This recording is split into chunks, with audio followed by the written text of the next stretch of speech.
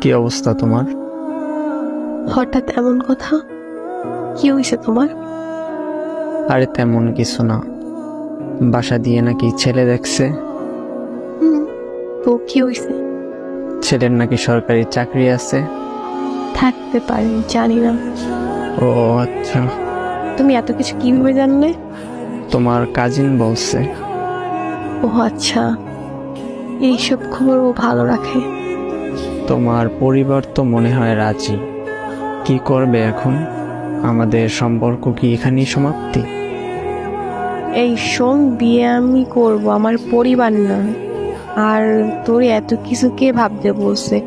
তোর সামনে পরীক্ষা, তুই পড়াশোনায় মনোযোগ দে। আমি তোর ছিলাম, তোর আছি, তোরই থাকবো। তুই পরীক্ষাটা দে আগে, তারপর হাত ধরে নতুন জীবন শুরু করব। সত্যি তো? হ্যাঁ সত্যি। তোর হাত ধরছি কি অন্য কারো হয়ে যাবো এই জন্য নাকি? শেষ অবধি তোর সাথে থাকবো, এটা মাথায় রাখ। পড়তে যা এখন। আচ্ছা।